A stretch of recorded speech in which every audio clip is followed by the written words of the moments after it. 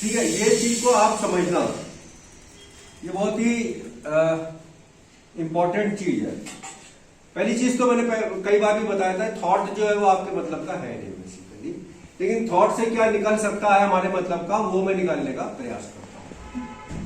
ठीक है, तो ये विचार है आज का। आज 5 दिसंबर है, सोमवार का दिन है, और आज का विचार ये जो है जीएफटी में वो है कि वे जो सुधरना चाहते हैं, अंग्रेजी में लिखा है those who want to recover. ठीक है, इसको those who want to recover, इसको ध्यान रखिएगा। पहली चीज कि जो सुधरना चाहते हैं, है ना, अभी हमको नहीं लगता हम में कोई सुधरना चाहता है, लेकिन जो लोग सुधरना चाहते हैं, देखिए इसमें लिखा है कि we have seen the program work for any addict who honestly and sincerely wants to stop using. ठीक है ना, हिंदी में क्या लिखा है अभी पता नहीं, मुझे समझ गए होंगे आप लोग। इसका अर्थ थोड़ा बहुत ऐसा है कि वो कह रहे हैं कि हमने अपने कार्यक्रम में ऐसा कोई भी नहीं देखा जो ईमानदारी के साथ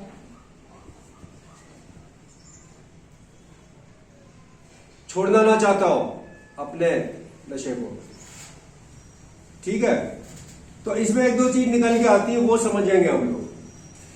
पहली चीज कि जो छोड़ना चाहते हैं, वे जो सुधरना चाहते हैं, वे लोग क्या करेंगे, ऑनेस्टली प्लस सिंसियरली, यानी कि ईमानदारी के साथ, और क्या बोलते हैं सिंसियरली को, चलो कुछ भी बोलते होंगे, जो ईमानदारी के साथ और सिंसियरली के साथ क्या करना चाहेंगे, ये देखो ये भी लिखा है wants to stop, wants to stop. ये 3 चीज ध्यान रखिएगा। वे जो सुधरना चाहते हैं वो ईमानदारी और सिंसियरली के साथ अपने एडिक्शन को छोड़ना चाहेंगे, है ना। कौन लोग, वो जो नशा करते हैं। ठीक है, अब वो कौन लोग हैं, दोज जो है वो कौन लोग हैं, कौन लोग ईमानदारी से सिंसियरली के साथ अपना स्टॉप करना चाहेंगे अपने नशे को, कौन लोग करना चाहेंगे,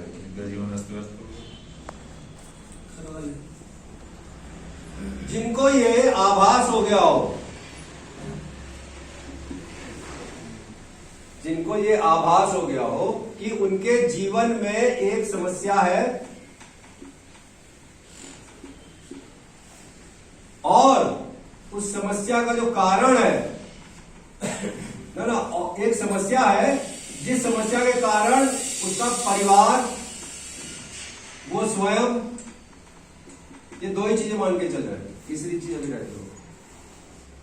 जो रिकवर होना चाहते हैं वो ईमानदारी और सिंसियरली के साथ नशे को बंद करना चाहेंगे। क्यों? क्योंकि उनको आभास हो जाता है कि उनके जीवन में एक समस्या है, उस समस्या के कारण स्वयं का जीवन और परिवार का जीवन ये पूरी तरह अस्त व्यस्त हो रहा है, जिनको ये आभास हो जाता है।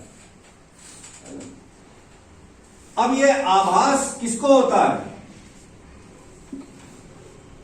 किसको होता है ये आभास है ना, ये उसको आभास होता है जो हेयर एंड नाउ में रहता हो। हाँ, जो आज और अभी में रह रहा हो उसे तो यह आभास हो भी सकता है। जो वर्तमान में, प्रेजेंट में जी रहा हो, आज और अभी इसी क्षण में, उसे यह आभास हो सकता है क्या, कि उसके जीवन में एक समस्या है ना। तभी तो वो उसको छोड़ना चाहेगा ना। अभी जब आभास ही नहीं हुआ, आपको पता ही नहीं चल रहा कि आपकी मोटरसाइकिल टायर पंचर है, क्योंकि आपको आभास ही नहीं हो रहा है। जो वाले अब टायर नहीं होते, कौन से ट्यूबलेस, उसे पंचर हो जाए पता नहीं चलता है, थोड़े समय तक बाद पता चलता है ना, होता है ना ऐसा। तो अभी हमारी जो गाड़ी पंचर हुई है उसका हमको खुद नहीं पता चल रहा, क्योंकि वो भी ट्यूबलेस टायर टाइप की चीज होगी, है ना। लेकिन एक समय आएगा जब पता चल जाएगा। तो छोड़ने के लिए उनको आभास होना चाहिए कि ये समस्या। आभास हमको भी होगा जब गाड़ी लड़खड़ाने लग जाएगी। अभी तो लोग बोल रहे ना, भाई तेरी गाड़ी लड़खड़ा रही है, भाई संभाल, अभी संभाल, हमें तो सही लग रही हो, तो हम चल रहे हैं उस पर। लेकिन एक समय आएगा जब ये डगमगाहट लड़खड़ाहट कुछ ज्यादा हो जाएगी, है ना, तो हमें पता चल जाएगा कि एक समस्या है। क्या? हमारा टायर पंचर है, यानी कि एक समस्या है जिसका परिवार पे और स्वयं पे भी हमारा पड़ रहा है, क्योंकि परिवार वाले भी बैठे हैं उसी गाड़ी में, जानिए कि आप अकेले हो। ठीक है, तो और वो किसको पता चलेगा? जो आज और अभी में होगा, जिसको पता होगा मैं गाड़ी में बैठा हूं, गाड़ी चल रही है, मुझे परिवार भी रहता है, और सड़क पे गड्ढा भी हो सकता है, तीव्र मोड़ भी आ सकता है, ढलान, बहुत कुछ हो सकता है। तो वो अवेयर होता है। जो अवेयर होता है वो हेयर एंड नाउ में होता है, और जो हेयर एंड नाउ में वो रहेगा तभी उसको ऐसा आभास या ऐसा कुछ अल्टीमेटली हो सकता है। तो हमारी प्रॉब्लम क्या है कि जो लोग रिकवर होना चाहते हैं वो हेयर एंड नाउ में रहते हैं, यानी कि हेयर एंड नाउ की जो समस्याएं हैं उसके प्रति वो जागरूक होते हैं। जो वास्तविक समस्याएं होती हैं, रियल, उनके प्रति वो जागरूक होते हैं, तभी तो उन्हें पता चलता है कि कोई समस्या है। तो वो लोग हेयर एंड नाउ में रहने वाले लोग होते हैं, उन्हें समस्याओं का अभी आगाज उनकी समझ में आता है। होता क्या है कि अभी तक हम लोग, फिर अभी भी हम लोग, भले हमको 6 महीना 8 महीना या कितना समय हो गया हो, लेकिन हम अभी भी एक कल्पना की दुनिया में जी रहे हैं, जहां हमारी काल्पनिक समस्याएं या काल्पनिक समाधान है। रियलिटी की क्या समस्या है ये अभी भी नहीं हमको पता। हमको अभी भी ये नहीं पता कि मैं फंस गया हूं बहुत भयंकर चंगुल में, जहां से मेरा जिंदा निकलना बहुत मुश्किल है। और मजे की बात यह है कि इसमें कई लोग मरे हैं मेरी फैमिली से। ये रियलिटी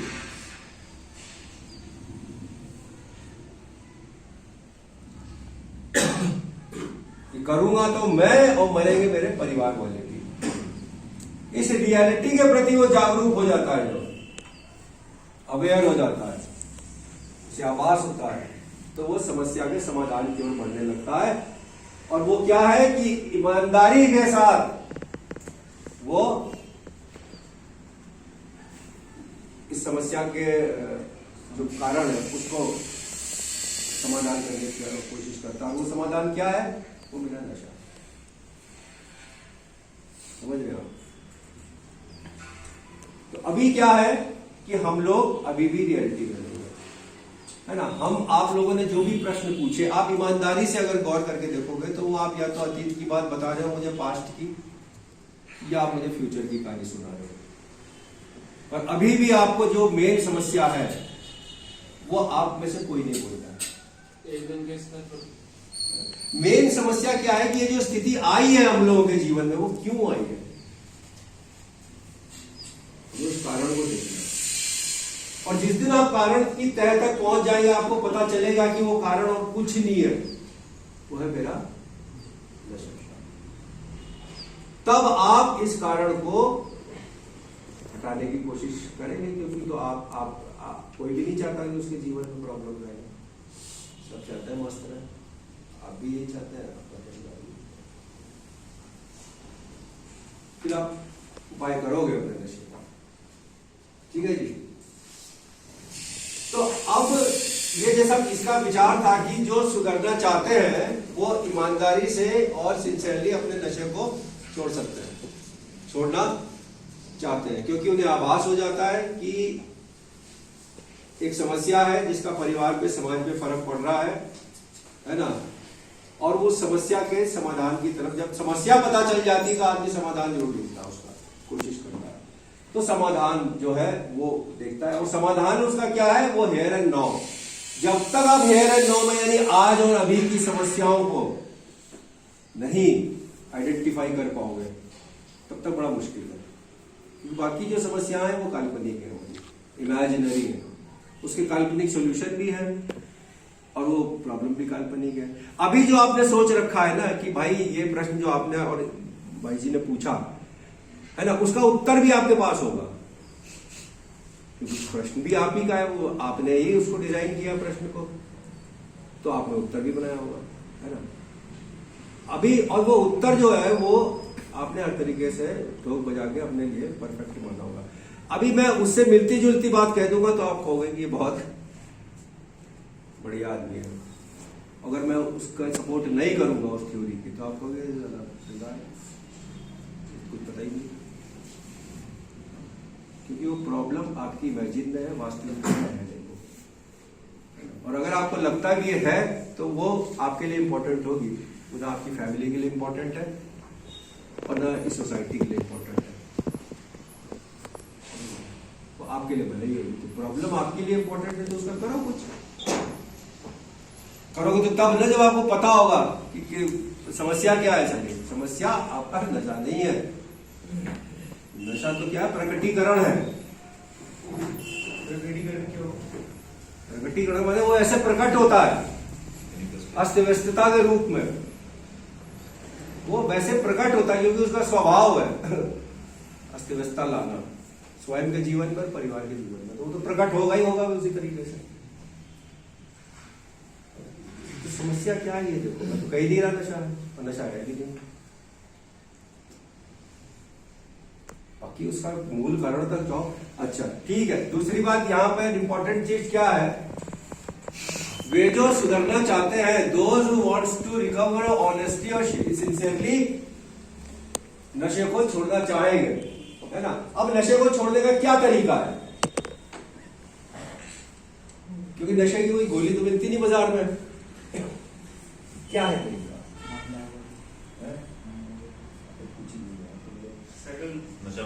नहीं, उसका एक तरीका है जहां से कहानी आप शुरू कर सकते हैं, वो है आप अपनी अस्त व्यस्तताओं को एट प्रेजेंट की जो है, जो भी है एट प्रेजेंट आपको अस्त व्यस्तताएं हैं आपके और आपके परिवार के जीवन में, उन्हें आप शेयर करो।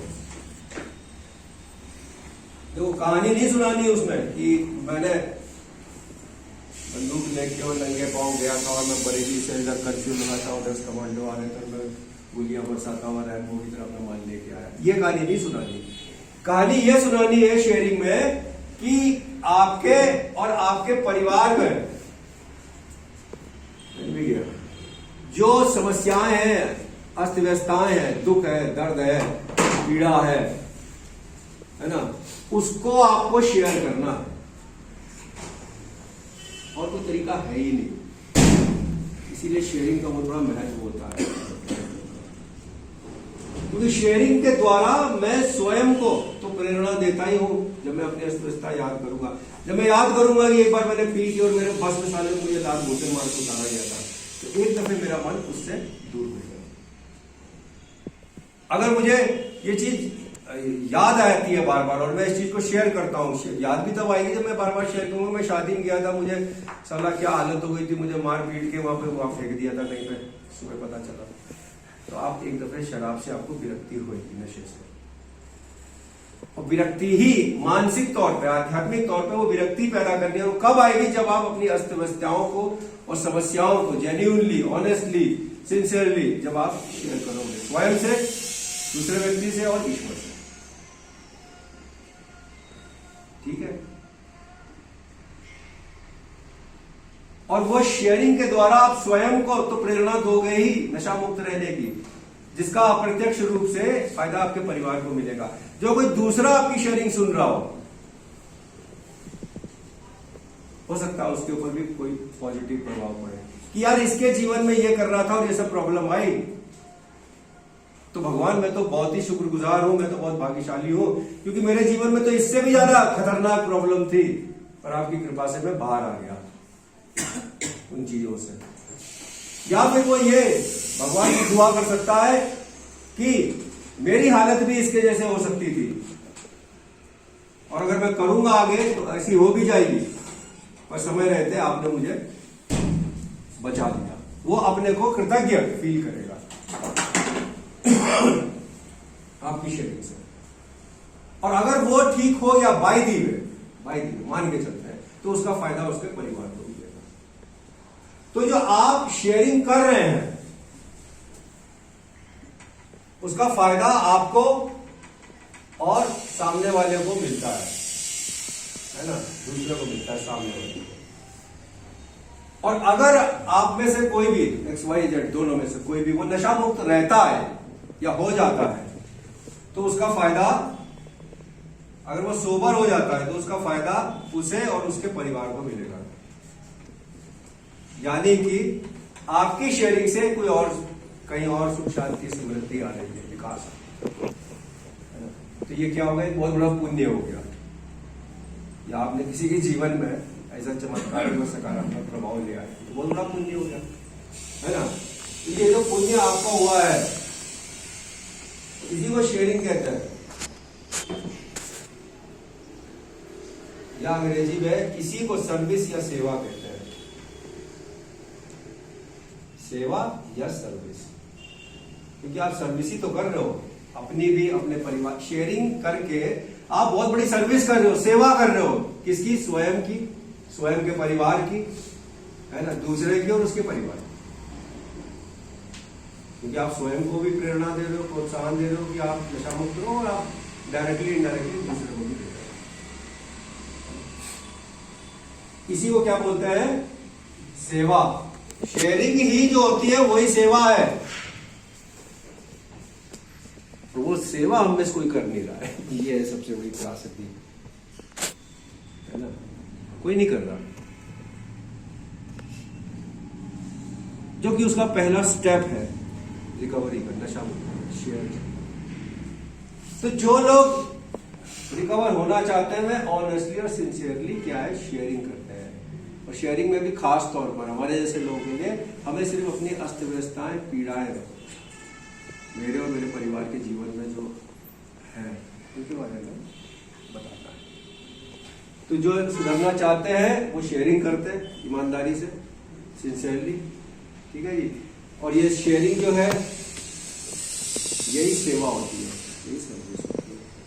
ईश्वर ने एक मौका दिया है ना, सेवा करने का, भले ही आप छोड़ो ना छोड़ो, ये तो आपका व्यक्तिगत ड्यूटी है, इसमें कुछ नहीं होता, फिर एक सेवा करने का मौका मिला है, तो सेवा करोगे तो मेवा मिलेगा भाई जी, और किसी भी रूप में मिल सकता है, ठीक है। तो भैया ये चीज ध्यान रखो, जो लोग सुधरना चाहते हैं वो ईमानदारी से शेयरिंग करते हैं। अब देख लो कौन कितनी शेयरिंग कर रहा है, वो चीज पता चल जाएगा, ठीक है ना। और क्या लोग सब समझदार लोग हो, पता है उनको, ठीक है भाई।